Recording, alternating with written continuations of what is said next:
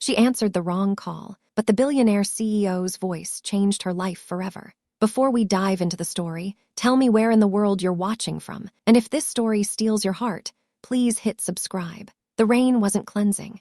It was an accomplice, slicking the pavement and blurring the streetlights into a watercolor smear of indifference.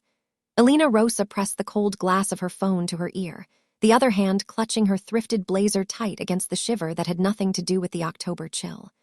Mr. Sokolov's words were still ringing in her ears, a low, guttural threat that had curdled the air in the narrow hallway of her apartment building.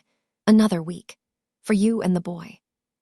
The implication hung there, heavy and vile. Her little brother, Leo, was her whole world, the reason she worked 18-hour days breathing in flour and sugar, the reason her hands were a geography of nicks and faint burns. Sokolov knew it. He had aimed his threat with surgical precision.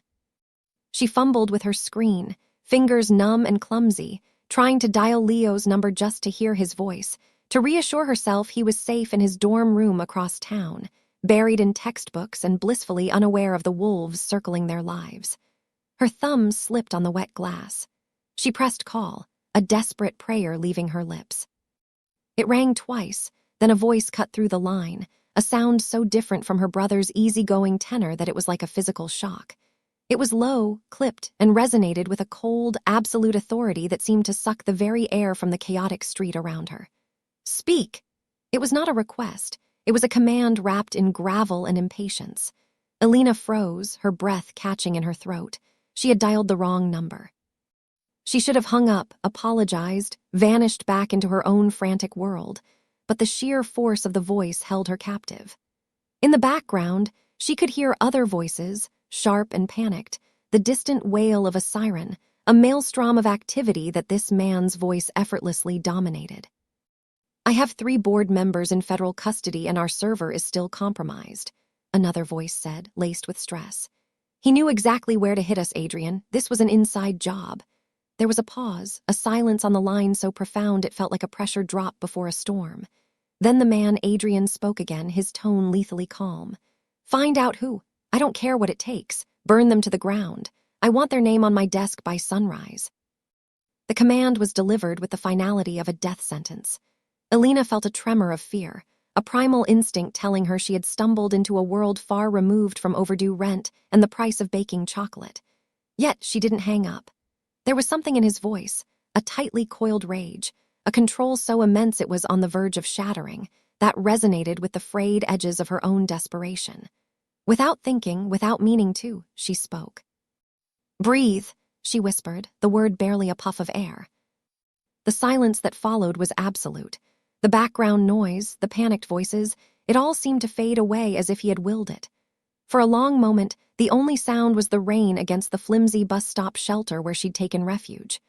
Who is this? He asked, the impatience gone, replaced by a focused, dangerous curiosity.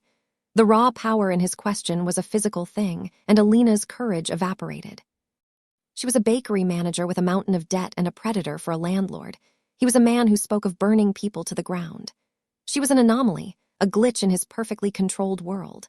She ended the call, her finger stabbing the screen, and shoved the phone deep into her pocket as if it were contaminated. Her heart hammered against her ribs, a frantic bird trapped in a cage. The encounter was less than a minute long, yet it had irrevocably altered the texture of her night, of her fear. She had heard the voice of a king in his castle, and it made her feel the full, crushing weight of her own powerlessness. Adrian Vale stood before the floor-to-ceiling window of his penthouse office, the city a sprawling galaxy of lights below him that he owned, but in that moment did not see. His knuckles were white where he gripped his phone. The woman's voice had been a whisper, soft and steady, an impossible island of calm in the violent ocean of his fury. For the first time since his second-in-command had delivered the news of Julian Croft's corporate espionage, the blinding rage had receded, leaving a cold, sharp focus in its wake. Breathe. The word echoed in his mind. He had not realized he had been holding his breath, his entire body coiled like a spring. He turned to Marcus, his head of security, a man who had been with him since the beginning and whose loyalty was as much a part of him as the scar on his knuckle. The last call. The one that came through on my private line. I want to know who it was. Marcus, ever stoic, simply nodded. I'm already on it, sir. Adrian's world was one of information and leverage. Privacy was a myth, a courtesy he occasionally afforded others but never expected for himself. Everyone had a name, a history, a weakness. This woman, whoever she was no different. He would find her. The thought was not a question, it was a certainty. It was an itch he had to scratch, a loose thread he had to pull until the entire tapestry unraveled. Dawn was painting the city in shades of gray and bruised purple when Alina unlocked the front door of the Daily Rise, the scent of yeast and old love greeting her like a familiar friend. The bakery had been her parents', their legacy, and now her burden. She moved through the familiar motions, tying on her flower-streaked apron, pulling her wavy black hair into a messy bun, her hands finding their rhythm kneading the first batch of dough. This was her sanctuary, the only place she felt a semblance of control. But the peace was shattered when the bell over the door chimed, a sound far too sharp for this early hour. A man stood there, and the air in the cozy shop instantly turned cold. He was tall, with shoulders that strained the seams of his perfectly tailored charcoal suit. A platinum watch gleamed on his wrist, and his cool gray eyes swept over the small space, dismissing it, assessing her, and settling with an unnerving intensity. A faint, silvery scar cut across the knuckle of his right hand. It was him. It was the voice, Adrian Vale. Fear, cold and immediate, seized her. "How did you find me?" she asked, her voice barely a whisper. Her hands, dusted with flour, curled into fists at her sides. He took a step closer, his presence a living storm that dwarfed the homey bakery. "Finding people is what I do, Ms. Rosa. Alina Rosa, 26 years old, manager and owner of this establishment. Sole guardian of your brother, Leo, a promising engineering student whose tuition is 2 months in arrears." He recited the facts of her life as if they were line items on a balance sheet, each one a nail pinning her to the wall. "You also have a landlord, a Mr. Dmitry Sokolov, who is leveraging your brother's future against your cooperation." He said the word with a distaste that made her skin crawl. Alina felt exposed, stripped bare. Her secrets, her fears, laid out for this stranger's inspection. "What do you want?" she managed, her chin held high even as her insides trembled. He stopped just across the counter from her, the scent of expensive cologne and sheer power rolling off him. "Last night, you stumbled into a private war. Your voice, it provided a moment of clarity. For that, I am willing to offer you a solution." He placed a sleek black folder on the counter between them. "My family foundation is hosting its annual charity gala in 7 days. The event is a disaster. It needs a new theme, a new vision. It needs a soul. Something you, with your hands-on, rustic aesthetic, can provide. You will work for me for 1 week. You will give this event the heart it is missing." Alina stared at him, bewildered. "I'm a baker. I don't know anything about planning a gala for billionaires." Adrian's gaze was unyielding. "You know about warmth. You know about creating something from nothing. That is all I require. Do this for me, and by the end of the week, Leo's tuition will be paid in full for the remainder of his degree, and Mr. Sokolov will be a distant memory. Refuse, and I will walk out that door and you will be on your own." It wasn't an offer. It was a conscription. He was leveraging her desperation just as Sokolov had, but with infinitely more power and on a scale she could barely comprehend. Her pride screamed at her to refuse, to throw him and his cold, calculated charity out of her sanctuary. But the image of Leo's hopeful face, the crushing weight of the debt, the memory of Sokolov's leering smile, she was trapped. Her small lie, the impulsive whisper on the phone, had led this titan to her door, and he was offering her the one thing she craved more than anything, a way out. The elevator at Vale Holdings ascended with a silent, stomach-dropping velocity that felt like a transition between worlds. Alina clutched the strap of her worn leather bag, the scent of sugar and butter from her apron, which she'd hastily discarded, now a ghostly reminder of a life that felt 1,000,000 miles away. The doors opened directly into a vast, minimalist space Adrian called the War Room. A wall of glass offered a dizzying panorama of the city. A long, polished obsidian table was surrounded by people who looked like they were carved from the same expensive stone as the furniture, men in sharp suits and women with predatory heels and razor-sharp gazes. They all stopped talking when Adrian entered with her in his wake. The sudden silence was a heavy blanket of judgment. He ignored them, his focus entirely on her. "This is Alina Rosa," he announced, his voice carrying the effortless weight of command. "She is in charge of the gala's creative direction. Her authority is my authority. You will give her whatever she requires." A murmur rippled through the room, a collective wave of disbelief and derision. Alina could feel their eyes on her thrifted blazer, her sensible shoes, the faint dusting of flour she'd missed behind her ear. She was an organism under a microscope, an alien species in their sterile habitat. The days that followed were a blur of overwhelming pressure. Alina was thrown into a world of impossible logistics, astronomical budgets, and clashing egos. The gala planners, a team of impeccably dressed sharks, treated her with a thinly veiled contempt. They spoke in a language of branding synergy and leveraged optics that made her head spin. Yet, something in her shifted. The same practical, no-nonsense approach she used to manage inventory and staff at the bakery, she applied here. She cut through the corporate jargon with simple, direct questions. She rejected the cold, soulless concepts they presented, sketching out ideas on a napkin for a rooftop harvest theme, something warm, organic with rustic elements, string lights, and a sense of genuine community. To everyone's astonishment, Adrian approved her vision without hesitation, his single nod silencing all opposition. He would often stand at the edge of the room during their meetings, a silent, imposing specter. He rarely spoke, but his presence was a constant pressure, a reminder of the stakes. Alina found herself working late into the night, fueled by coffee and a stubborn refusal to fail. It was during one of these late nights, surrounded by fabric swatches and catering menus in Adrian's office, that she saw a crack in his armor. He dismissed everyone else, and the two of them were alone, the city lights twinkling below. He had simply sat in his leather chair, watching her work, the usual tension in his jaw slightly relaxed. "You are not what I expected," he said, his voice a low rumble in the quiet room. She looked up, startled. "What did you expect?" He considered this for a moment, his gray eyes searching her face. Someone who would be easily intimidated, someone who would break. Alina felt a spark of defiance. "I've had more practice at not breaking than you can imagine." A ghost of a smile touched his lips, a rare and startling sight. It was in these quiet moments that the temptation began to unfurl within her, a dangerous, creeping warmth. He was a ruthless puppeteer, but he was also the only person in this entire glass tower who looked at her and saw strength instead of inadequacy. The illusion of a purely professional arrangement was shattered 2 days later. Alina had returned to the bakery in the early morning to oversee the morning bake, needing to ground herself in the familiar comfort of her own world. The bell chimed, and her blood ran cold. It was Sokolov. His fleshy face was contorted in a sneer, his eyes small and mean. "I heard you have a rich new friend," he hissed, advancing on her. "I think my fee just went up."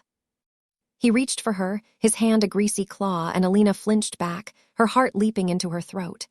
Before his fingers could touch her, the door opened again. 2 men, both dressed in unremarkable dark suits but moving with an unnerving, fluid economy, stepped inside. They didn't speak. They didn't need to. One placed himself between Alina and Sokolov, a silent, immovable wall. The other simply looked at the landlord with an expression of profound disinterest that was more terrifying than any overt threat. Sokolov's bravado crumbled instantly, replaced by a pasty, animal fear. They escorted him out, his protests dying in his throat. A few minutes later, a black town car pulled up outside. The window rolled down and she saw Marcus, Adrian's head of security, his face impassive. He gave her a slight nod before the car pulled away. That evening when she returned to the tower, Adrian was waiting for her. He stood by the window, his back to her. "He won't bother you again," he said without turning around. The finality in his voice was absolute. "What did you do?" Alina asked, her voice trembling slightly. He turned then, his gray eyes boring into hers. "I removed a threat, it's what I do." There was no remorse, no apology, only a statement of fact. This was his protection, swift and brutal and utterly beyond her control. He had reached into her life and surgically excised a cancer she had been living with for years. The relief was dizzying, but it was tainted with a profound fear. She was indebted to him, bound by an act of violence committed in her name. To be protected by Adrian Vale was to be owned by him, and the thought was both terrifying and wickedly tempting. He decided she needed to accompany him to a meeting. It was at a private, members-only club called the Cypress, a place of dark wood, worn leather, and secrets whispered over expensive whiskey. The air was thick with the scent of old money and new power. Their target was Julian Croft, the rival who had tried to ruin him, a a man with a charming smile and the eyes of a snake. Adrian introduced her not as a gala planner, but simply as Alina, his hand resting possessively on the small of her back. The gesture was a brand, a clear signal to every man in the room. Throughout the tense negotiation, Adrian was a master of controlled aggression, dismantling Croft's arguments with cold logic and veiled threats. But his true power play was Alina.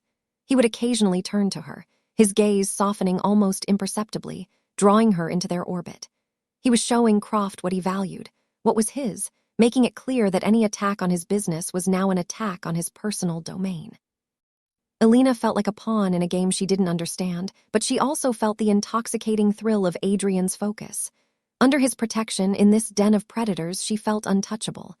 Later, as they were leaving, Croft cornered her for a moment near the coat check. "Be careful," Croft murmured, his smile not reaching his eyes. "Men like Adrian don't have partners, they just have possessions."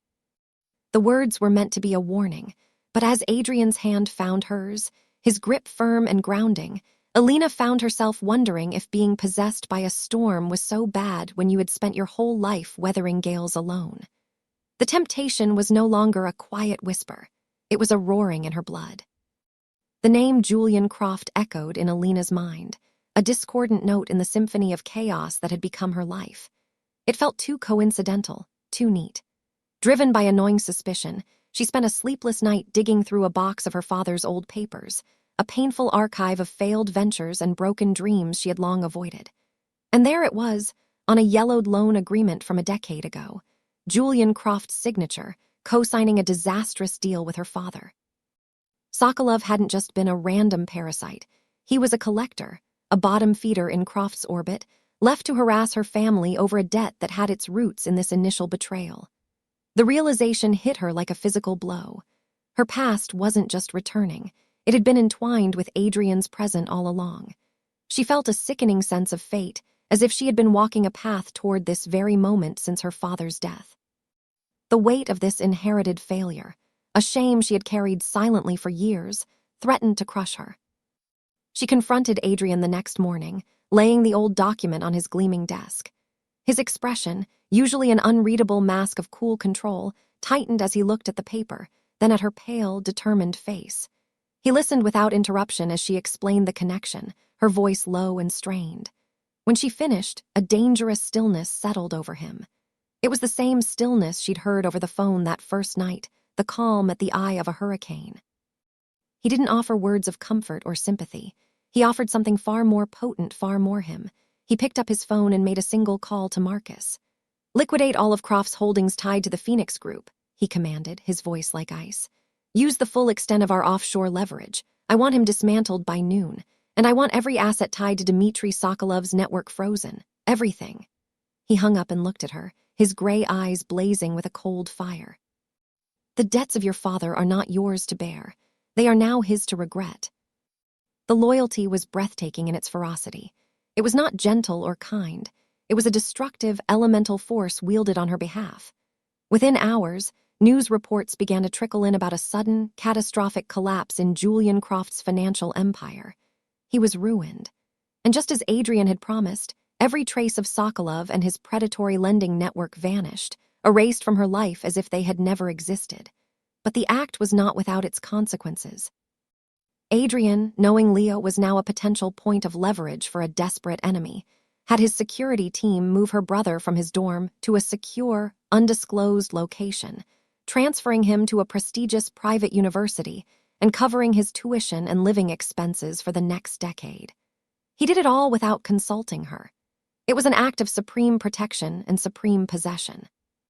Leo was safe, safer than he had ever been, but he was also now a part of Adrian's world, a gilded piece on his chessboard. Alina felt a surge of gratitude so fierce it was painful, yet it was tangled with the terrifying realization of how completely she was being absorbed into his life, her own agency eroding with every problem he solved. That night she found him on the helipad atop the Vale Holdings Tower. The wind whipped around them, tearing at her hair, but he stood unmoving, a silhouette against the glittering tapestry of the city. He looked solitary, a king surveying a kingdom that offered no solace. The usual armor of the ruthless CEO was gone, replaced by a profound weariness. She stood beside him, the silence stretching between them, companionable and heavy with unspoken things. "This gala," she began softly, "it's more than just a charity event for you, isn't it?" He was quiet for a long time, his gaze fixed on the horizon. "It was my mother's favorite charity," he said, his voice rough with an emotion she had never heard from him before. "She believed in second chances. She founded a program that helped kids from broken homes, gave them a path out of the violence she grew up around." He turned his right hand over, staring at the silvery scar on his knuckle. "I was 17. We were at an event like this one. She was arguing with my father. He had a temper." He paused, and the memory was a living thing in the air between them. "Some men, business rivals of his, started heckling her. They were drunk. I stepped in. I thought I was defending her honor. I threw a punch." He traced the scar with his other thumb. "I broke my hand on one of their jaws. It created a scene, a scandal. My father was furious. He sent my mother home alone in a car. That car never made it." The confession hung in the cold night air, a wound ripped open. "It wasn't your fault, Adrian," she whispered, her heart aching for the boy he had been. He finally looked at her, and his eyes were not gray stones but shattered pieces of slate, filled with a grief and guilt that had been festering for over a decade. "I should have been with her," he said, the words raw. "I should have protected her. Instead, I let my rage control me. I made a scene, and he sent her away because of it." In that moment, Alina understood everything. His obsession with control, his ruthless elimination of threats, his possessive need to protect those he claimed, it all stemmed from this single, catastrophic failure. He was not a monster. He was a man who had sworn to never be powerless again. She reached out, her fingers gently touching the scar on his knuckle. The contact was electric, a current of shared pain and understanding passing between them. He didn't pull away. He simply stood there, letting her in, letting her see the broken places he kept hidden from the world. The man who could burn empires to the ground for her was also a man haunted by a ghost, and in his vulnerability, Alina found herself falling, completely and irrevocably, for the storm itself. The confession on the helipad shattered the last of their pretenses. The line between employer and employee, between protector and protected, dissolved into the charged space between them. Later that night, in the sterile silence of his penthouse apartment overlooking the city, he had turned to her, his expression raw and unguarded. He didn't speak. He simply reached for her, his hand cupping her jaw as if she were something precious, something fragile. The kiss was not gentle. It was a collision of desperation and longing, a raw expression of the storm that had been brewing between them from the first moment she had whispered into his phone. It was a claiming. She met his intensity with her own, her hands tangling in his hair, pulling him closer, surrendering to the pull she had been fighting for days. That night, their professional contract was incinerated in a blaze of passion that was both a surrender and a discovery.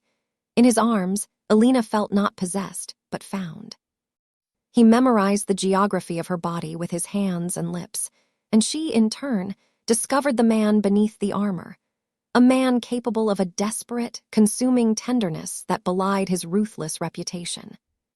Their romance became an unspoken truth, a powerful current that flowed beneath the frantic, final days of gala preparation.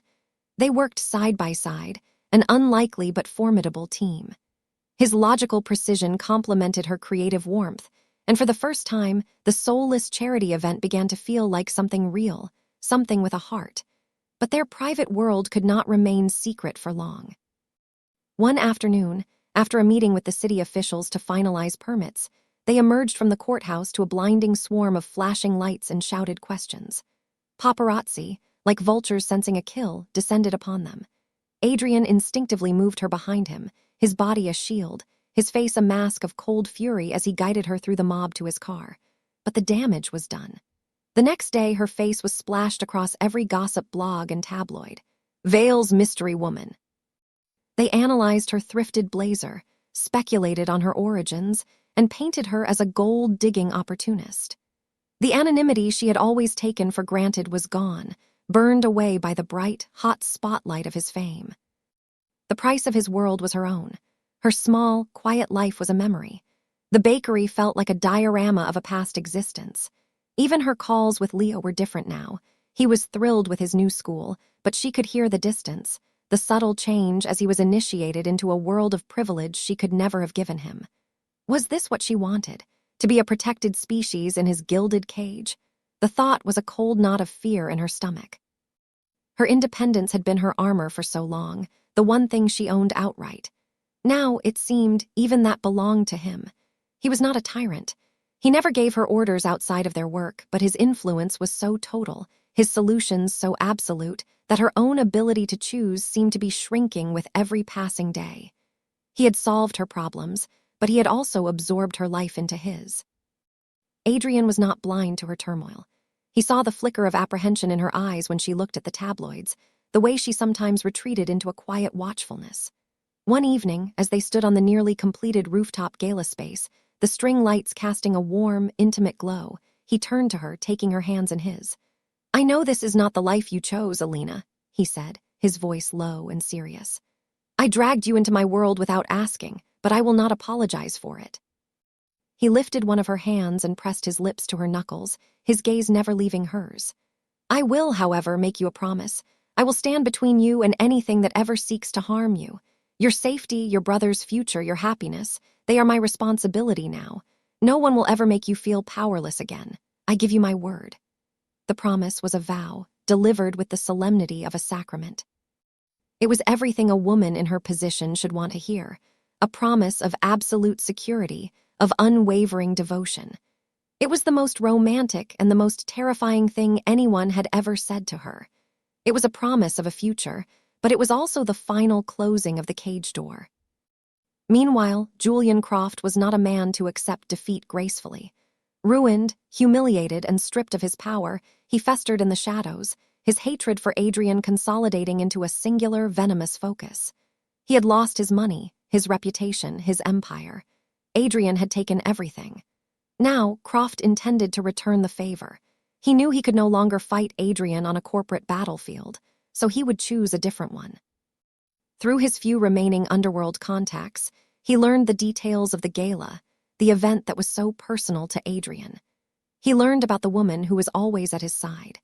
He saw his path to revenge. It would not be about money. It would be about shattering Adrian Vale's perfect control, about taking the one thing the man now seemed to value and destroying it in front of the entire world. The rooftop gala, Adrian's tribute to his mother and his showcase for his new life with Alina, would become the stage for his reckoning. The rooftop was a masterpiece, a perfect realization of Alina's vision.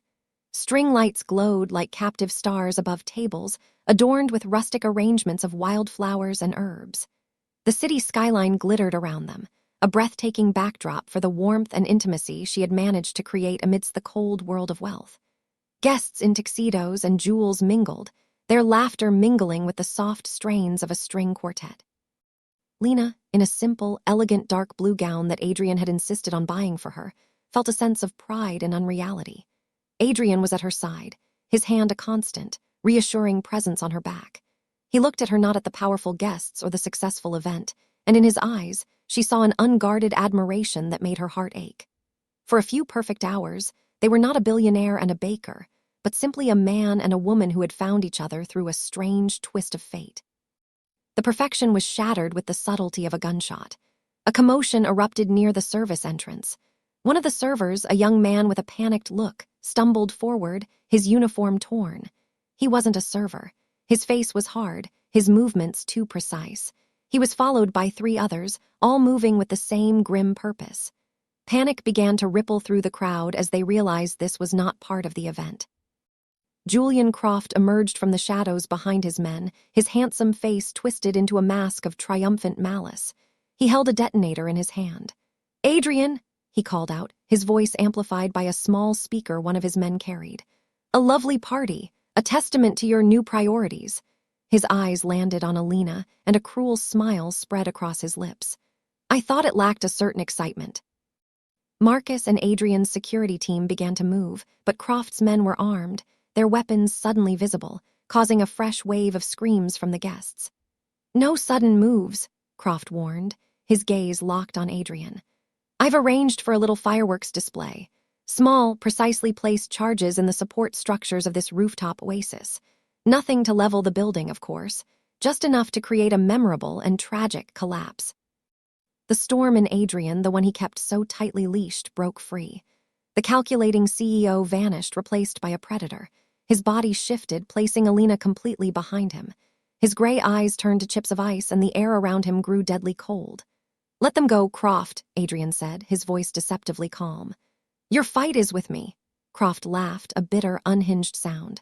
"It always was, but you took everything from me. Now I'm going to take what you care about. I'm going to watch her fall with the rest of this monument to your arrogance." It was the wrong thing to say. In that moment, Alina saw the man who burned worlds to the ground. Adrian met her eyes for a split second, and in that look he conveyed a single, silent message: "Trust me." Then he moved. He didn't rush forward. He took one deliberate step to the side, drawing Croft's attention, while his hand made a subtle gesture behind his back. It was a signal she knew Marcus would understand. The distraction was all they needed. One of Croft's men faltered, his attention pulled to Adrian, and in that instant, two of Adrian's security men, who had been disguised as guests, moved with brutal efficiency. What followed was not a brawl. It was a swift, violent dismantling. Adrian himself closed the distance to Croft, moving with a speed and grace that was terrifying. He didn't throw a punch. He disarmed Croft with a single, precise motion, a twist of the wrist that sent the detonator clattering to the ground, where Marcus's foot immediately stamped down on it. Adrian's hand closed around Croft's throat, lifting him from the ground, the facade of civilization utterly stripped away. "You will never threaten her again," Adrian snarled, his voice a low, guttural promise of violence. "You will never speak her name again." The pure, unrestrained menace in his voice was more terrifying than any weapon. He was the storm unleashed, and it was a horrifying, magnificent sight. He did not kill Croft. He simply broke him, leaving him a gasping, terrified heap before his security dragged him and his men away into the custody of the waiting police, a transfer of power seamless and absolute. In the aftermath, as the terrified guests were being escorted out and a sense of shocked silence descended, Adrian came to her.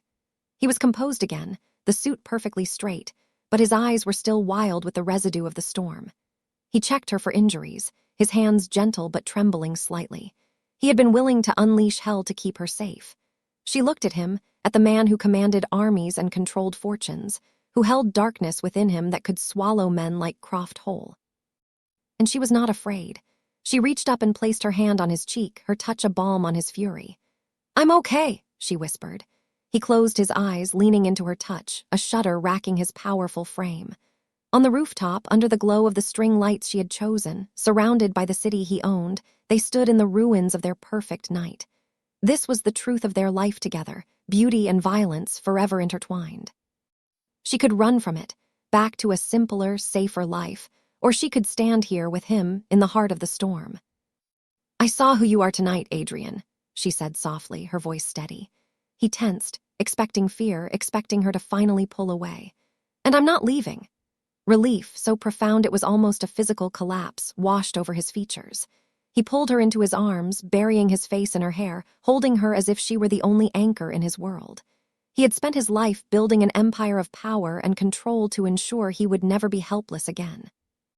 But it was not the empire that had saved him. It was a wrong number, and the soft voice that had told him to breathe. Months later, the sunlight streamed into the newly expanded The Daily Rise, which now occupied a charming corner building with a bustling cafe attached. Alina, apron on, moved through the space with an easy confidence, her hands still dusted with flour, her smile genuine. She had her independence, her passion, her work. Across the city, Adrian Vale closed a deal that would reshape the city's tech landscape. But his first call was not to his board, but to her. "How is your day?" He asked, his voice, that same voice that had changed her life, now stripped of its cold command and filled only with a warm, private affection. "Busy," she said, a smile in her voice. "Come home soon." He was no longer just a king in his castle. He had a home to return to. He had reshaped his world, not by abandoning his power, but by building a fortress of it around them, a sanctuary where the baker and the billionaire could exist, where the storm was forever calmed by the steady beating of her heart.